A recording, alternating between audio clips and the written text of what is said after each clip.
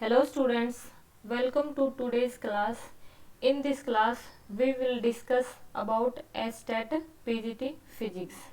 मेरा नाम है सोनू मेहरिया एंड ये मेरा इंट्रोडक्शन है. ठीक है, आज की क्लास में हम STAT PGT Physics के बारे में डिस्कस करेंगे. ठीक है, तो सबसे पहले हम देखेंगे कि STAT PGT Physics इसकी ऑर्गेनाइजिंग अथॉरिटी कौन सी है, इसके लिए हमारी क्वालिफिकेशंस क्या क्या होनी चाहिए. तो STAT PGT फिजिक्स ये जो आपका ऑर्गेनाइज किया जाता है ये आपका board of secondary education Haryana BSEH द्वारा ऑर्गेनाइज किया जाता है. ठीक है, अब देखिए जो PGT फिजिक्स है STAT इसके लिए आपकी क्वालिफिकेशंस क्या क्या होनी चाहिए.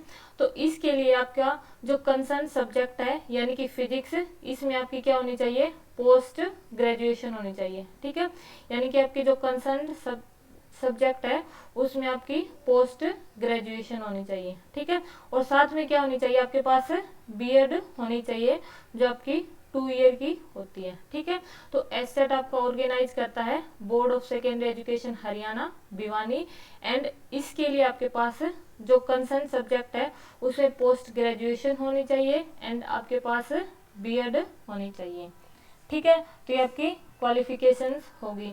अब आप देखोगे कि जो आपका STAT PGT फिजिक्स है ये आपका 150 मार्क्स का पेपर होता है. ठीक है, जिसमें से आपका 90 मार्क्स का कॉमन सेक्शन रहता है एंड आपका 60 मार्क्स का कंसर्न्ड सब्जेक्ट रहता है. ठीक है, जैसे हम PGT फिजिक्स की बात करें तो हमारे इसके अंदर 60 मार्क्स की क्या होगी, फिजिक्स होगी. ठीक है, तो 60 मार्क्स की क्या होगी, अपनी फिजिक्स होगी.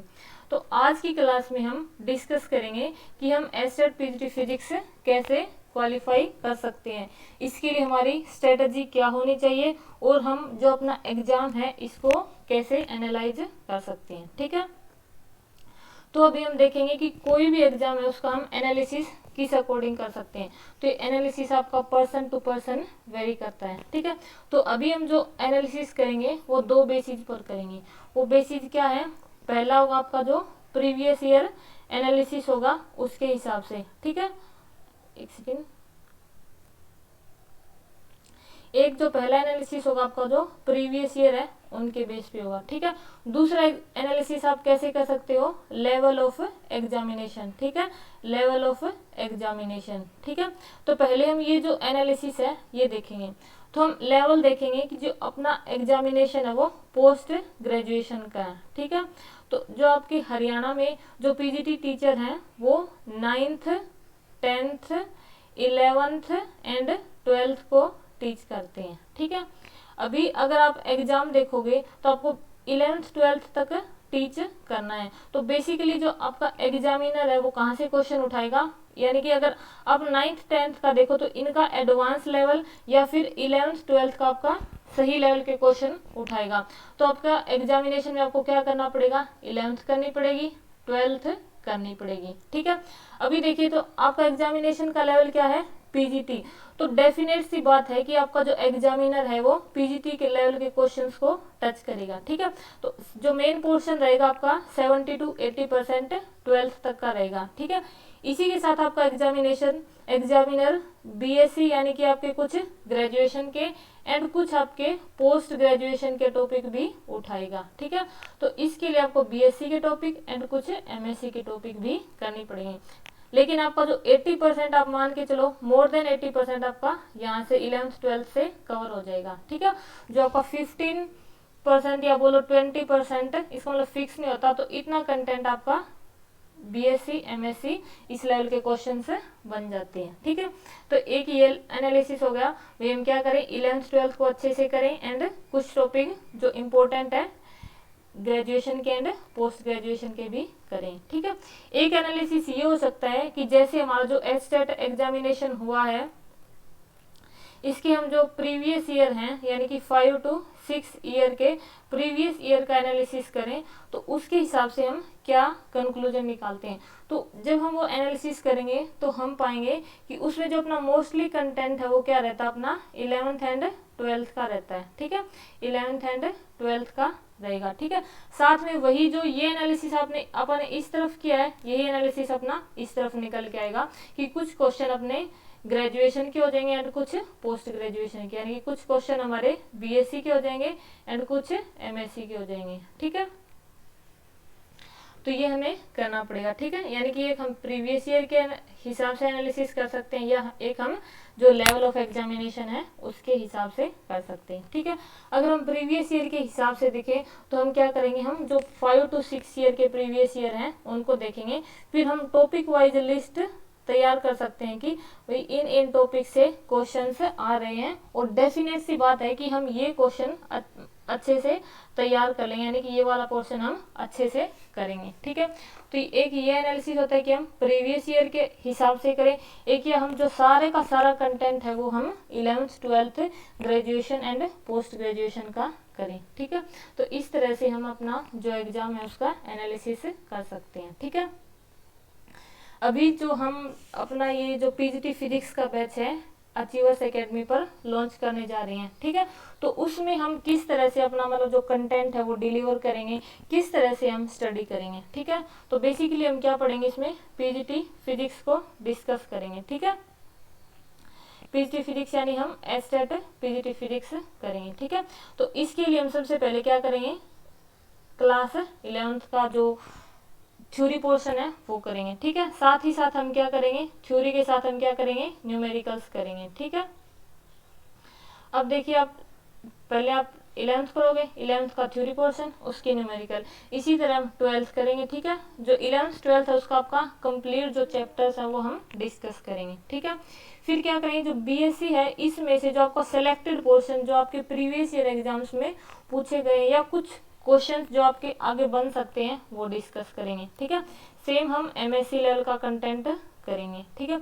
इसी के साथ जो सबसे मेन एनालिसिस क्या होता है आपका प्रीवियस ईयर का। ठीक है, तो जो 5 to 6 ईयर के जितने भी अपने पास प्रीवियस ईयर क्वेश्चंस अवेलेबल होंगे हम उन सबको डिस्कस करेंगे। ठीक है, उनको हम ऐप में भी डिस्कस करेंगे एंड यूट्यूब पर भी। ठीक है, यानी कि अपने पास क्या होंगे 5 to 6 ईयर के प्रीवियस ईयर क्वेश्चन होंगे और हर पेपर में अपने पास क्या होंगे 60 क्वेश्चन होंगे।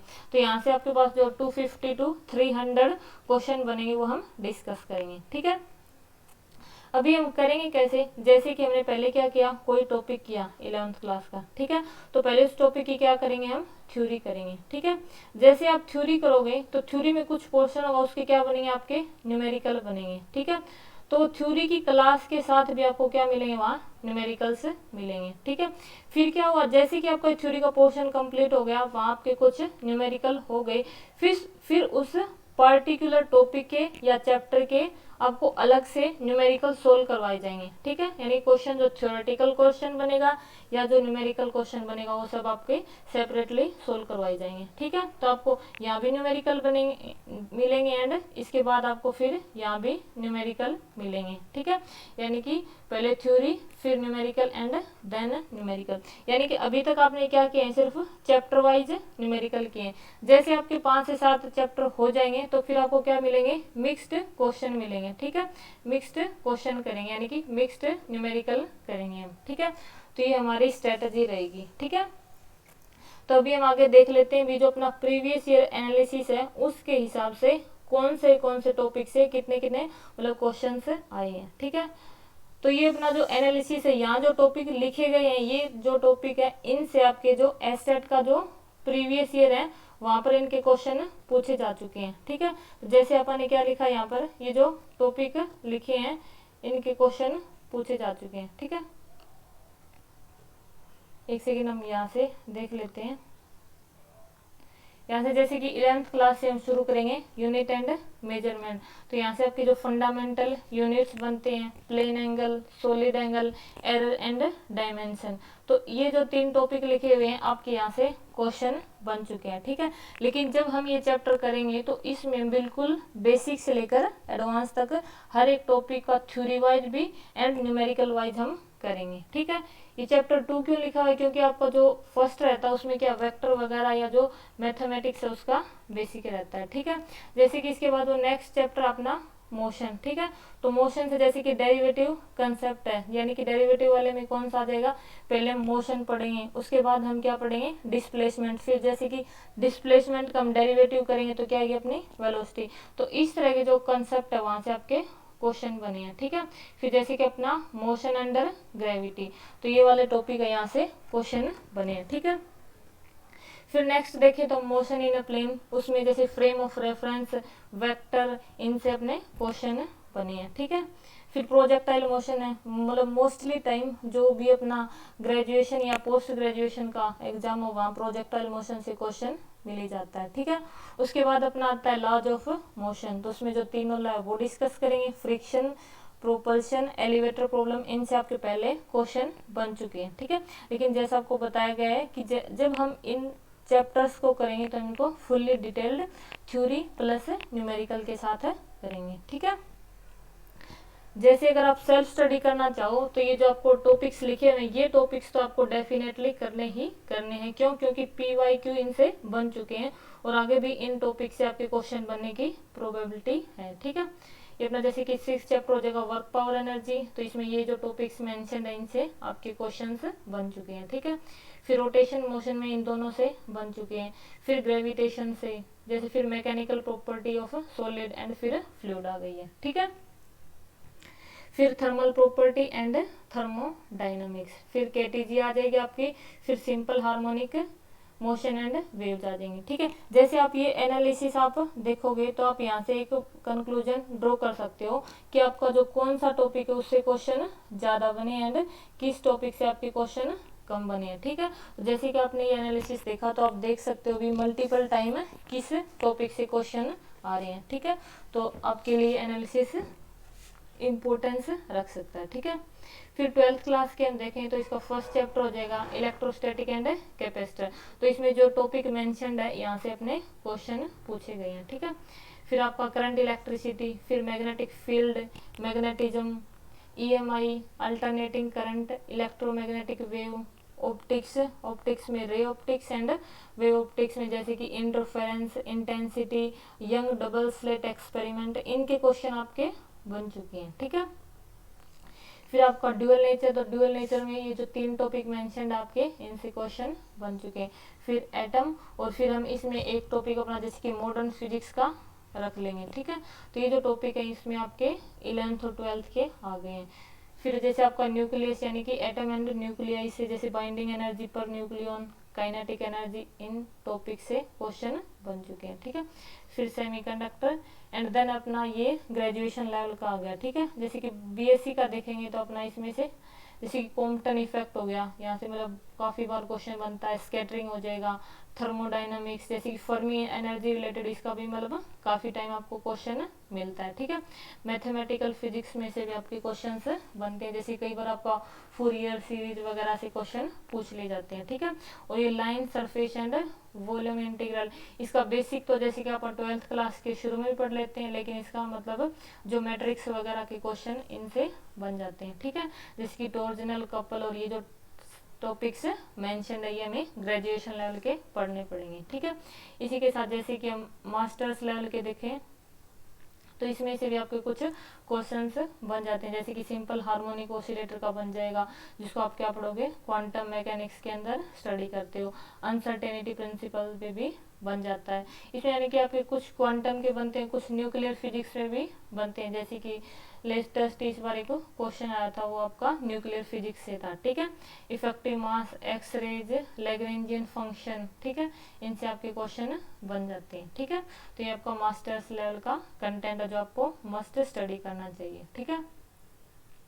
तो ये भी अभी हमने क्या कर लिया है 11th 12th graduation and post graduation के वो टॉपिक देख लिए हैं जिनसे क्या बने आपके क्वेश्चंस बने हैं, ठीक है।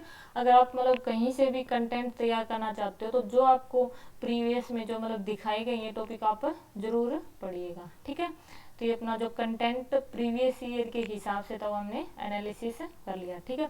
अभी जो अपना अचीवर्स एकेडमी पर बैच आने वाला है जो क्या रहेगा आपका लाइव प्लस में रिकॉर्डेड रहेगा, ठीक है। लाइव भी होगा प्लस रिकॉर्डेड भी होगा। इसमें क्या होगा आपका अगर जरूरत पड़ी तो हम जूम सेशन प्लस ऐप पर लाइव क्लास ले लेंगे, ठीक है। तो इस बैच में आपको 2 टीचर फिजिक्स करवाएंगे, एक मैं सोनमेरिया and next one is your Lalit Pawda sir, ठीक है। ये उनका इंट्रोडक्शन है, ठीक है, आप चेक कर लीजिएगा। ये फिजिक्स में डबल MSc है, बीएड है एंड इनकी जो बीएससी है वो भी फिजिक्स ऑनर्स से, और ये नीट जेई एक्सपर्ट फैकल्टी है। ठीक है, तो आपको 2 टीचर पढ़ाएंगे। ठीक है, नेक्स्ट कुछ कोई भी एग्जाम है उसको क्रैक करने के लिए हमारे पास कुछ टिप्स एंड ट्रिक्स होनी चाहिए। ठीक है, तो आपको पढ़ना है तो आप क्या पढ़िए, रेलेवेंट स्टडी पढ़िए, यानी कि आप जो कंटेंट आपका रेलेवेंट होना चाहिए, नहीं कि आप जैसे आपका पीजीटी एग्जामिनेशन है तो आप सारा जो ग्रेजुएशन पोस्ट ग्रेजुएशन का कंटेंट पढ़ रहे हो, नहीं, पहले अपना 11th 12th का बेसिक तैयार कीजिए, फिर उसके क्वेश्चंस कीजिए। ठीक है, फिर मिसलेनियस क्वेश्चन कीजिए, और फिर मतलब कुछ स्ट्रेटजी बनाकर जो सिलेक्टेड पोर्शन है वो ग्रेजुएशन पोस्ट ग्रेजुएशन का पढ़िए। ठीक है, और इन्हें भी आप थ्योरी पर ज़्यादा टाइम वेस्ट करो नहीं, पहले आप थ्योरी पढ़ो लेकिन एक बेस्ट तरीके से उसमें से आउटपुट निकालो एंड देन क्वेश्चंस करो। ठीक है, तो रेलेवेंट कंटेंट पढ़िए, अपने नोट्स को प्रॉपरली मैनेज कीजिए। ठीक है, तो जैसे ही आपको बैच में क्या दिया जाएगा, जो आपके डिजिटल बोर्ड है उसके नोट्स आपको प्रोवाइड करवाए जाएंगे। ठीक है, जितने भी क्वेश्चंस आप क्लास में करवाए जाएंगे ड्यूरिंग द क्लास या स्पेशल न्यूमेरिकल क्लास, उसकी जो पीडीएफ आपको विद सॉल्यूशन आपका जो डिजिटल बोर्ड के नोट्स हैं वो प्रोवाइड किए जाएंगे। ठीक है, तो आप भी अपने प्रॉपर नोट्स रखिएगा ताकि आप उनको मल्टीपल टाइम रिवाइज कर सको। ठीक है, अब अपना प्रॉपर प्लानिंग के साथ पढ़िएगा। ठीक है, अब क्या करोगे, आप जो आपने पढ़ा है उसका मल्टीपल टाइम रिवीजन कीजिए ताकि आपकी जो नॉलेज है वो परमानेंट हो जाए और वो आपको क्या कर सके, न्यूमेरिकल सोल्विंग प्रॉब्लम है उसको एनहेंस कर सके। ठीक है, तो मेन आपको क्या करना है, पेपर में न्यूमेरिकल ही सोल्व करनी है। ठीक है, तो आप मल्टीपल टाइम अपने कंटेंट को रिवाइज कीजिए। ठीक है, रिवाइज एंड रिवाइज, मोटिवेटेड रहिए। क्यों, क्योंकि सबसे जो जरूरी चीज़ है, आप किसी भी चीज़ की तैयारी कर रहे हो, किसी भी फील्ड में हो, तो आपके पास मोटिवेशन होना जरूरी है। ठीक है, ये कुछ जो ऊपर रखी हुई है ये आपकी टिप्स एंड ट्रिक्स है, बाकी आप सब मास्टर्स कर चुके हो तो आप अपनी स्ट्रेटजी के साथ खुद पढ़ सकते हो। ठीक है, थैंक्स, ये था अपना एस्टेट पीजीटी फिजिक्स के रिगार्डिंग अपनी स्ट्रेटजी। ठीक है, तो आप जो बताया गया उसके हिसाब से भी फॉलो कर सकते हैं, अदरवाइज जो आपको प्रीवियस ईयर के जो टॉपिक मेंशन किए गए आप इनको बहुत अच्छे से तैयार कर लीजिएगा क्योंकि इनसे आपका मोस्टली आपका क्वेश्चन बन जाता है। ठीक है, तो मिलते हैं नेक्स्ट क्लास में, तब के लिए थैंक्स, जय हिंद, जय भारत।